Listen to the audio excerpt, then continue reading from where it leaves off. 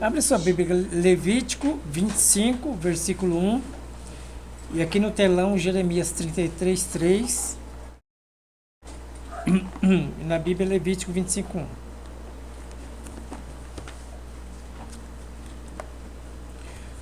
Aleluia. Jeremias 33, 3. Clama a mim, responder-te-ei, anunciar-te-ei coisas grandes e firmes que não sabe. Então, aqui tem um convite divino. Qual é o convite divino? Clama a mim. Quando ele está falando clama a mim, ele está dizendo assim, se aproxima de mim, que eu vou te responder coisa grande e firme que você não sabe. Irmão, às vezes a gente quer uma coisa de Deus, então a gente ora só por aquilo, né? Mas aquilo é uma vontade nossa, não é vontade de Deus.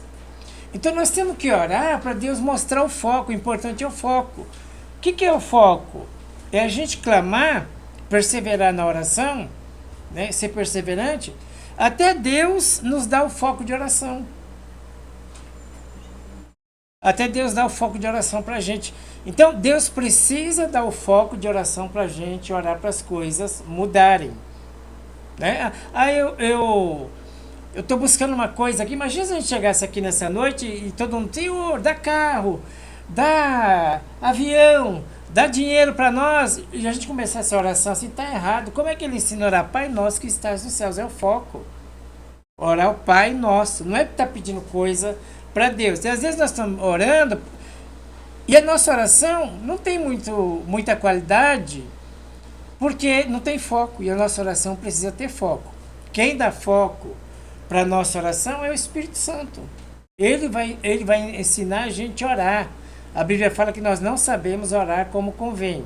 Nós vamos buscar o Espírito Santo, vamos perseverar até ele dar o foco. É na oração que vem o foco. É na oração que Deus ensina que a gente tem que orar para a gente não ficar batendo boca e perdendo tempo. Né? Para nossa oração ir além da laje. Então é o foco.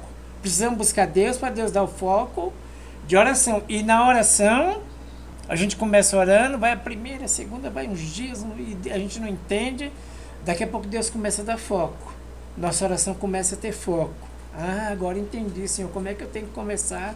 Ora, e eu vou explicar para você na Bíblia como é que começa o foco de Deus. Lá em Lucas 11:1 fala assim, ó. Lucas 11:1. E aconteceu que estando ele a orar, num certo lugar, quando acabou, disse aos seus discípulos, disse um dos seus discípulos, quis aprender, não são todos, e que esse seja você, que ore para aprender a orar. É importante a gente orar a oração certa. E aconteceu que estando ele a orar, num certo lugar, quando acabou-lhe, disse um dos seus discípulos, Senhor, nos ensina a orar como também João ensinou seus discípulos? Por quê? Ele percebeu que a oração dele não tinha pé nem cabeça. Ele estava orando, mas estava orando errado. Não tinha foco a oração dele. Né? Ele estava pondo a carroça na frente dos bois, a oração dele. Então a nossa oração, ela precisa ter foco. E quem dá o foco é o Espírito Santo. Quando a gente começa a aprender sobre oração, a gente vai sem foco mesmo. A gente está aprendendo, né? Vamos sem foco, a gente está aprendendo. Mas quando a gente vai perseverando, o Espírito Santo vai ensinando a gente. Uma das maneiras de ensinar, Senhor, eu vou orar aqui, mas daqui a pouco eu quero um bolo de dinheiro do meu lado, desse tamanho aqui. Deus fala, isso não é foco, não. Você tem que se arrepender dos seus pecados, que é dinheiro. Deus vai dando foco, Deus vai ensinando o que nós temos que orar. E a nossa oração vai se tornando mais saborosa, mais gostosa. Quando você tem foco, você quer voltar na presença de Deus de novo, porque você tem foco. O Espírito Santo vai dar foco para a gente orar. E esse foco vem da oração, da perseverança na oração, para a gente conquistar essa amizade com o Espírito Santo, né? Para a gente conquistar isso com o Espírito Santo, o foco. Levítico 25:1, ele diz assim, o ano sabático. Falou mais o Senhor a Moisés no monte Sinai, dizendo, fala aos filhos de Israel e diz-lhe, quando tiveres entrado na terra que eu vos dou, então a terra descansará um sábado ao Senhor. 6 anos semearás a sua terra, e 6 anos podarás a tua vinha e colherás seus frutos. Porém, ao sétimo ano haverá sábado de descanso para a terra, um sábado ao Senhor. Não semeará no campo, nem podarás a tua vinha. Então, o que era o ano sabático? No ano sabático, 6 anos o escravo trabalhava, no sétimo ele recebia a libertação. Se ele dissesse assim, eu amo o meu Senhor e eu não quero ir embora, porque eu amo, meu Senhor me trata bem, eu amo. Então ele levava ele num lugar, chamado postigo, né? Diante do juiz, chegava lá, furava a orelha dele e colocava um brinco. É um sinal que ele está ali na casa do servo, porque ele ama o servo, não quis sair fogo. Quis continuar servindo ali.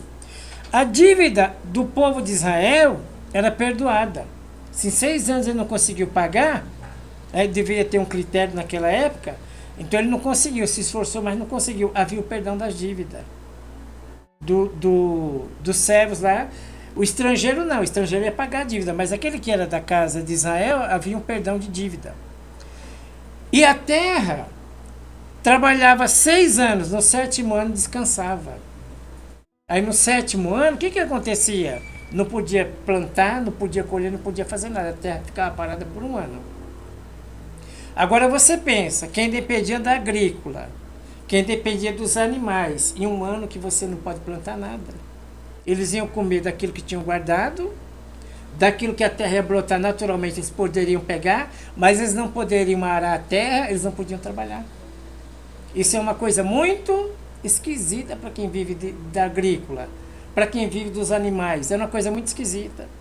E o que eu queria dizer, qual é o foco aqui? Irmão, tem coisa que é esquisita, mas Deus está no controle de tudo. Aleluia, Jesus. Tem coisa que é tão esquisita e Deus está no controle de tudo. Aleluia. O foco é esse. Não, aqui está um negócio esquisito. Sabe o que eu vou fazer? Eu vou orar. A Deus vai revelar. Deus vai me ensinar como é que tem que comportar diante dessa coisa esquisita aqui. Eu vou clamar a Deus, Ele vai me responder. Aí você fecha a porta do seu quarto e fala, Deus, o Senhor falou que vai me responder. Está escrito aqui na sua palavra. O Senhor mandou clamar, eu vim clamar. Agora falta a sua parte. O Senhor vai me responder em nome de Jesus. E Deus vai te dar o foco. Deus vai responder. Então, no ano sexto, no sétimo, a terra descansava. Ninguém planta, ninguém colhe, ninguém ara a terra, ninguém mexe na terra. Aquilo que nasceu lá, você vai lá e pega. Mas ninguém vai mexer na terra durante um ano. É a mesma coisa se Deus falasse assim, ó, esse ano aqui nós não vamos mexer com ferro. Eles vão descer serralheiro e fazer o quê? Ele é serralheiro. Esse ano aqui nós não vamos ter peru escolar. Já pensou que prova? Não vamos ter ferro? E aí? Foi o que Deus falou lá para o povo de Israel. Foi o Senhor. Então, parecia uma coisa muito estranha, mas Deus estava no controle de tudo. Tudo que é estranho na tua vida, Deus está no controle de tudo. Aleluia. Descansa no Senhor. A Bíblia diz assim, minha paz vos dou, não como o mundo dá. O mundo tem uma paz e a paz de Jesus é especial. E a paz que Ele deu para mim e para você é uma paz especial. Nós podemos descansar. Parece estranho, mas Deus está no controle. Aleluia. 1 Pedro 4,12, eu não coloquei aí, Pedro, mas eu vou citar aqui. 1 Pedro 4,12. Amado, não estranheis. Você tem que estar mais acostumado. Você não pode estranhar tanto, porque é coisa que já acontece com a gente. Não estranheis a ardente prova que vem sobre vós, para vos tentar, como se coisas estranhas vos acontecessem. Então não estranha. Tem coisa estranha que nós devemos estar acostumados. E como é que a gente acostuma? Isso aqui está muito estranho, mas eu vou orar. O comportamento do meu filho está estranho, mas eu vou orar em nome de Jesus, eu vou denunciar diante de Deus. Se tiver alguma coisa errada, Deus põe a mão, Deus vai revelar em nome de Jesus. É assim que a gente faz. Estou vendo a situação de fulano, está muito estranho, mas eu vou orar em nome de Jesus, Deus vai mostrar. Eu vou clamar a Deus aqui, Deus vai mostrar o que está estranho. A gente não, tem hora que a gente não fala, não repreende, não dá palpite, não fala nada. A gente tem que saber lidar com o estranho. Amado, não estranheis. Naquela época, quando Pedro escreve isso aqui, era costume e era bom, eles se divertiam em queimar crente. Era a diversão deles na época. Por isso que Pedro fala, não estranhei. A ardente prova que vem sobre vós, porque eles queimavam os crentes na época. Então, é, ardente prova que vem sobre vós, para vos tentar, como se coisa estranha vos acontecesse. Ah, parece tão estranho o negócio aqui. É estranho, vai orar, que Deus vai dar uma paz para você. Se Deus quiser falar o que Ele fala, se Ele não quiser, você vai ter paz, vai ter descanso. Mas a gente tem que aprender a lidar com o estranho. Esse ano aqui ninguém vai plantar. Nós temos que aprender a lidar com aquilo que é estranho. Não precisamos sair por aí apavorado, desnorteado, perdido, não. Nós apenas temos que lidar com aquilo que é estranho. Foco. Deuteronômio 5:21.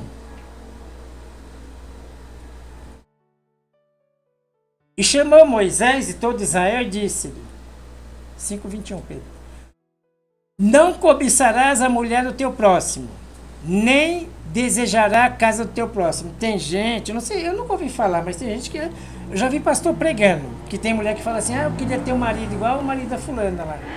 Nunca ouvi falar isso. O pastor prega, tem gente que prega aí, né? Mas eu nunca ouvi falar. Eu gostaria de ter uma esposa igual a esposa do fulano.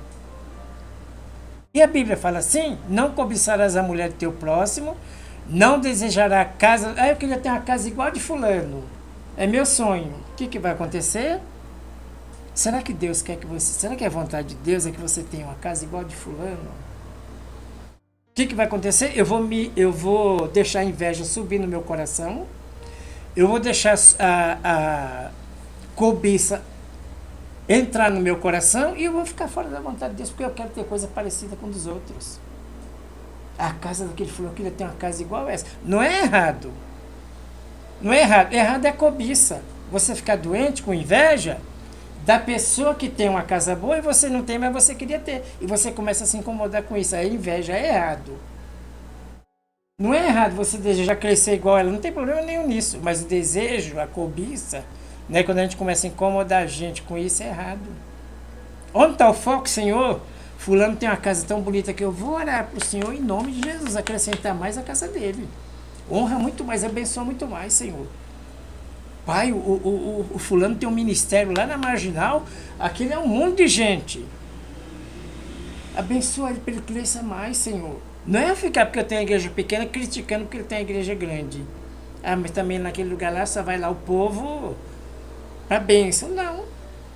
É eu orar para Deus abençoar mais o ministério dele. Não é me tornar crítico, invejoso. Mas também se bater o pé, não fica um na prova. Não, isso aí não existe não. Eu tenho que trocar de espírito em 2026. Nós temos que trocar o espírito. Nós temos que trocar a mentalidade. Ô Senhor, abençoa ele, Pai. Está lá na Marginal, ele está lá no estádio, dá outro. Lá do outro lado para ele comprar também, para a igreja crescer e todo mundo ser uma bênção. Aí eu fico aqui, se bater o pé, não fica um. Tudo crente carnal.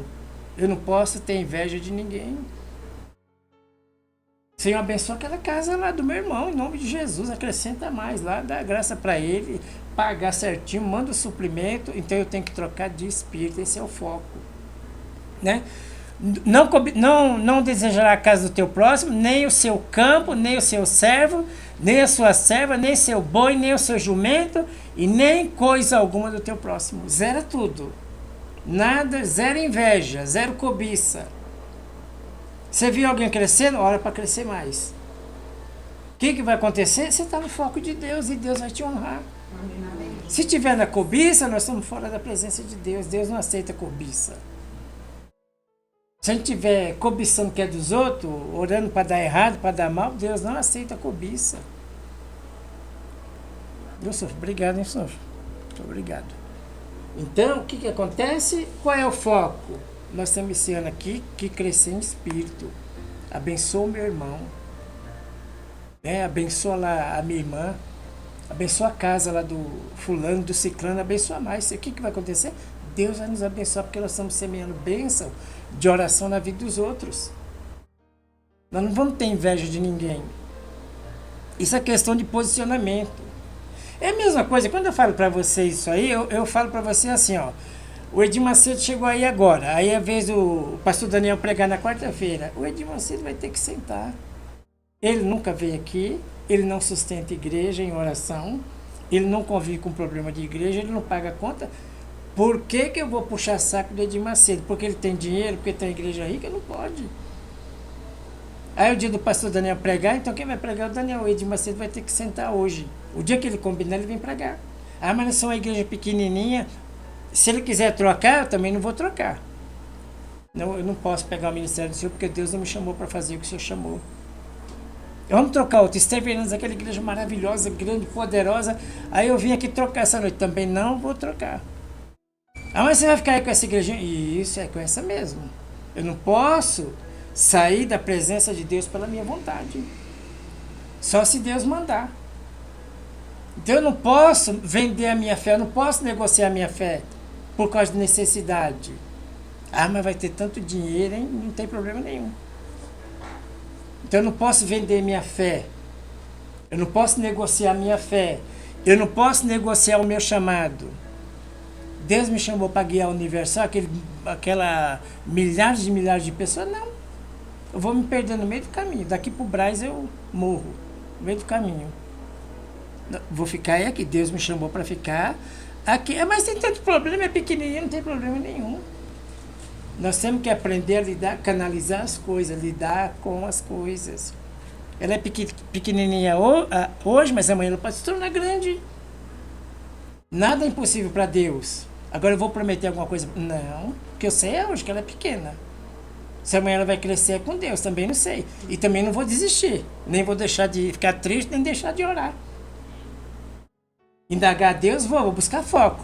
Mas eu não vou ficar triste por isso, entrar em depressão. Por isso, não. Nós não podemos. Nós temos que aprender a lidar com o nosso chamado. Para que Deus te chamou? Aí tem base bíblica? Tem. Aí eu sou o Naamã, cheguei aqui na casa do Eliseu, tenho certeza que ele vai bater palma para mim, vai me levar no rio. Ele chegou lá, mandou o servo atender. Porque aquela dinheirama do Naamã não chamava a atenção dele. Dinheiro não pode chamar a nossa atenção. É o nosso chamado, é o nosso foco, é aquilo que Deus mandou a gente fazer. É aquilo que o Senhor mandou a gente fazer. Ah, mas o Naamã tem muito dinheiro. Não, para nós não interessa o dinheiro do Naamã. Nosso chamado vai além de riqueza, nosso chamado vai além de dinheiro, nosso chamado vai além de problema, nosso chamado vai além de dificuldade. Não tem. Nós temos que obedecer o Senhor com dificuldade, com muitas ou poucas, nós temos que obedecer a Deus. Amém, Jesus. Nós temos que valorizar aquilo que Deus entregou na nossa mão. É o nosso chamado. Com muitos ou poucos problemas, nós temos que valorizar aquilo que Deus chamou a gente para fazer. O foco aqui, Juízes capítulo 6, 7 e 8.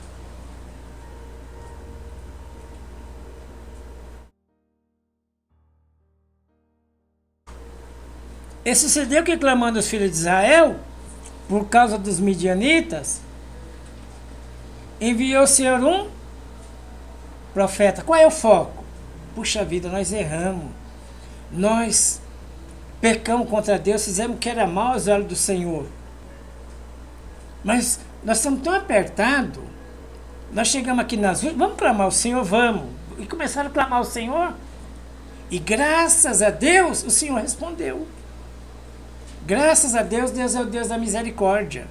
Senhor, nós estamos apertados, o negócio está difícil, estamos morando até em caverna, estamos na escassez. Deus falou, meus filhos, eu vou responder vocês estão clamando. Vou responder vocês, Senhor, mas o Senhor vai mandar o dinheirão que nós precisamos para pagar as dívidas?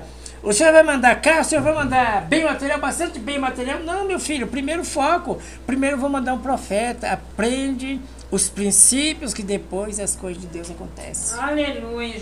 Primeira palavra, primeiro princípio. Nossa, Deus atendeu, vai enviar bastante coisa para nós agora, hein? A gente estava na escassez, agora vamos ficar rico. Era pobre aqui, pecador, vamos ficar rico agora. Deus, não vou mandar nada material, não. Primeiro vou mandar um profeta. Ele vai ensinar os princípios, depois de obedecer os princípios, a riqueza, amém. Essa é a bênção que não acrescenta dores. Então, enviou o Senhor um profeta aos filhos de Israel, que disse assim, diz o Senhor Deus de Israel, do Egito vos fiz subir e vos tirei da casa da servidão. Primeiro princípio, o foco é esse. Na oração, primeiro o princípio. Qual é o princípio? Adoração. Não é montantes que Deus vai dar primeiro, não. Deus primeiro vai ensinar. Ô Senhor, não pescamos nada, estamos aqui a noite toda, não pesquei nada. Deus está aqui ensinando. E eles estão lá. Daqui a pouco Jesus vem e fala assim, volta para o mar. Aí Pedro falou assim, eu estou cansado, desiludido, mas sobre a tua palavra que eu ouvi aqui agora, que o Senhor está ensinando, eu vou lá e deu certo. Primeiro princípio. Então, aprenda isso. Você vai clamar, Deus não vai mandar coisa material primeiro, não. Deus não vai trocar a carroça na frente dos bois. Primeiro princípio. Santificai-vos hoje, amanhã. Deus fará maravilhas. Primeiro princípio, primeira palavra. Busca a palavra, busca o princípio. Ainda falando de princípio, né? O Juízes 6, 7, 8. Juízes 7, 3 ao 6. Agora, pois, apregou aos ouvidos do povo. Qual é o princípio aqui? Ó? Dizendo, quem for medroso e tímido, volte, retire-se apressadamente das montanhas de Gileade. Então voltaram do povo, 22.000 e 10.000 ficaram. E disse o Senhor a Gideão, ainda há muito povo contigo, faz descer as águas e ali os provarei. Será que aquele que eu disser, esse irá contigo, esse contigo irá? Porém, todo aquele povo que eu te disser, esse não irá contigo. E fez descer ao povo as águas, então o Senhor disse a Gideão, qualquer que lamber as águas, com esse porás à parte, também todo aquele que se abaixar de joelhos e beber. E foi o número dos que lamberam as águas, a mão à boca, 300 homens. Qual é o princípio? Princípio, Deus foi limpando, tirando. Não é, nós somos uma igreja tão santa que aqueles que não aguentam vão embora. Isso é heresia, é bobeira. Meu irmão, Deus está no controle de tudo. Quem vai estar aqui, Deus vai trazer outros. Se não trouxer, nós temos que continuar clamando, não podemos abandonar a fé nem nada, tem que continuar no sofrimento. E esse sofrimento, isso aqui é tão pequenininho, que lá eles queimavam o crente vivo, nós reclamamos do que aqui? De nada. A cama, nós chegamos com a cama pronta, é só deitar. Lá eles queimavam o crente, nós somos uma igreja pequena, tem probleminha para pagar as contas, dá uns apertinhos, mas isso aqui é pequenininho. É um cafezinho pequeno. Até porque nós não estamos atrás de dinheiro, então é um cafezinho pequeno. Tinha 32, 22.000 foi embora, sobrou 10, 9.700 foi embora, sobrou só 300. Ele perdeu a guerra? Era estranho. Humanamente falando, não era. Mas ele perdeu a guerra? Por que ele não perdeu?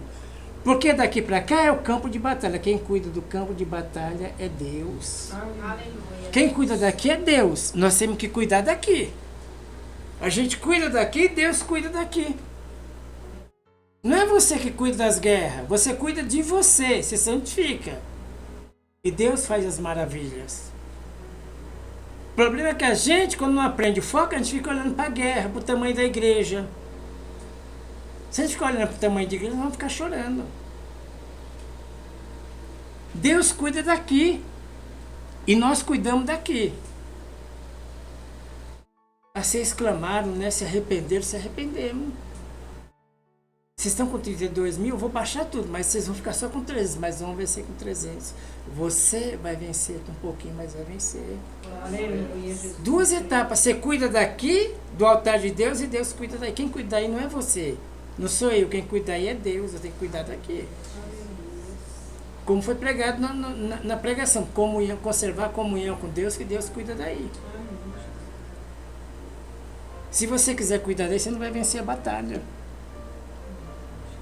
Se a gente ficar olhando para cá, nós não vamos vencer batalha nenhuma. Se a gente vier na quarta-feira fazer mais 10 minutos de oração, todo mundo junto, como foi gostoso hoje, nós vamos vencer. Na quarta-feira vamos fazer a mesma coisa, todo mundo junto orando. Nós vamos vencer. Quem cuida daí é Deus.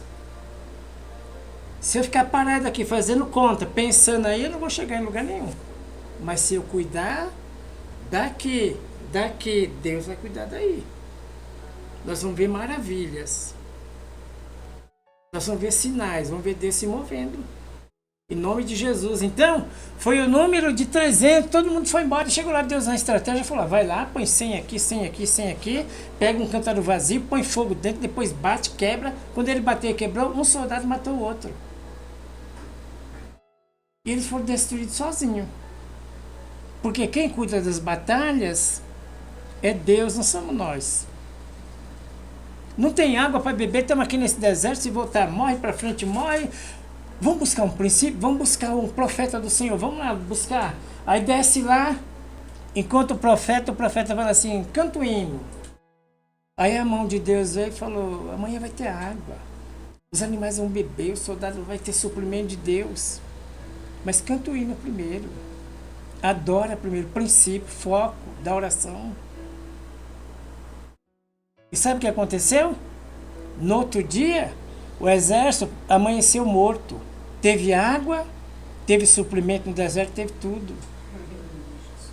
Cuida de você e Deus cuida da batalha. Agora, se você quiser cuidar da guerra com a sua mente, não vai dar certo. Se a gente quiser cuidar das coisas com a mente, não vai dar certo. E sabe o que é isso? Foco de oração. Precisamos orar para a gente ter foco de oração. Senão o inimigo engana a gente, nosso coração engana a gente. Enganoso é o coração do homem. Então precisamos ter foco de oração. Lucas 15, 22, Pedro.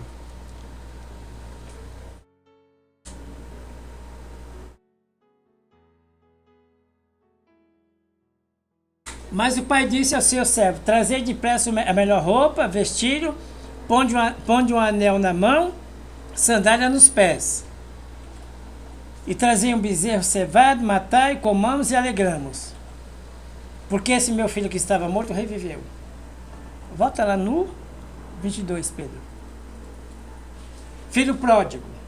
Você conhece a história?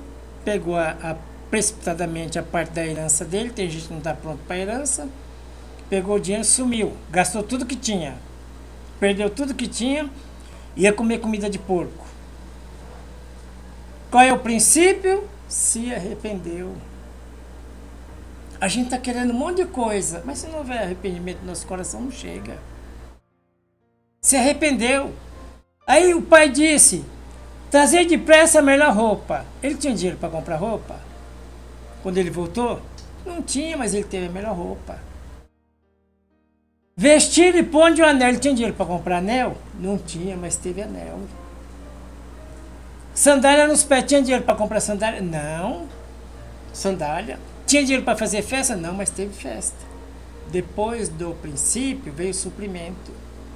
Vou me arrepender, vou voltar lá para meu pai, dizer que eu pequei contra o pai, contra o céu. Vou me arrepender, me limpar diante de Deus, depois o suprimento vem. Você não tem sandália, Deus vai te dar sandália. Você não tem roupa, Deus vai te dar roupa. Você não tem anel, Deus vai te dar anel. Você não tem um bezerro para comer, Deus vai te dar um bezerro. Você não pode fazer uma festa, Deus vai dar o dinheiro para você fazer a festa. Você não cuida do bezerro, você cuida de você. Vou me arrepender diante de Deus.